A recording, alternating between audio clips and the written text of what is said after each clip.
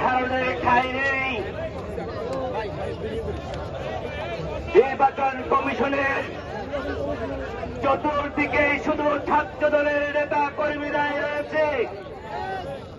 তারা শুধু একটি কথাই বলতে এসেছে, যদি এই নির্বাচন কমিশন কোন ধরনের পক্ষপাতমূলক আচরণ করে শত শহীদের রক্তের বিনিময়ে আজকের যে নির্বাচন কমিশন, তারা যদি পক্ষপাতমূলক আচরণ করে, তাহলে তাদেরকে আমরা বলতে চাই,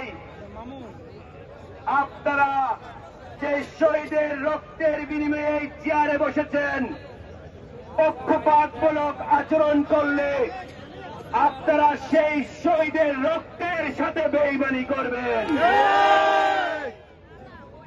প্রিয় ভাই ও বোনেরা, আপনারা জানেন আমরা খুবই সুনির্দিষ্ট 3টি দফা নিয়ে আজকে নির্বাচন কমিশনের সামনে অবস্থান কর্মসূচি পালন করছি। প্রথমত, আমি যেটা একটু আগে উল্লেখ করেছি, এই নির্বাচন কমিশন কোন হাসিনা আমলের নির্বাচন কমিশন নয়। এই নির্বাচন কমিশনে কোন ধরনের হাসিনাবাজি চলতে দেওয়া যাবে না। এই নির্বাচন কমিশন বাংলাদেশের শত শহীদের রক্তের বিনিময়ের নির্বাচন কমিশন। যখন একটি নতুন বন্দোবস্তের কথা বলা আমরা শুরু করেছি, একটি গণতান্ত্রিক বাংলাদেশ নির্মাণের জন্য 5 আগস্ট পরবর্তী অবস্থায় যে নির্বাচন কমিশন গঠিত হয়েছে, এই নির্বাচন কমিশন গঠন করেছে শহীদ আবু সাঈদের রক্ত, শহীদ ওয়াসিমের রক্ত।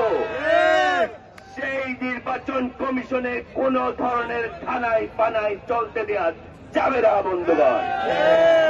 খুব সুস্পষ্ট বক্তব্য বাংলাদেশ জাতীয়তাবাদী ছাত্র দল হুঁশিয়ারি উচ্চারণ করে বলতে চায়, আমরা দৃঢ় কণ্ঠে হুঁশিয়ারি উচ্চারণ করছি, নির্বাচন কমিশনের কর্মকর্তারা কান পেতে শুনুন।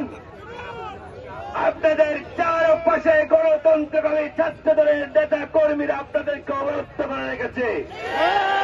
কোন ধরনের থানায় পাড়ায় যদি করতে চান, যদি শহীদের রক্তের সাথে বেইমানি করতে চান, নতুন বাংলাদেশে সেটা কোনোভাবেই হতে দেওয়া যাবে না।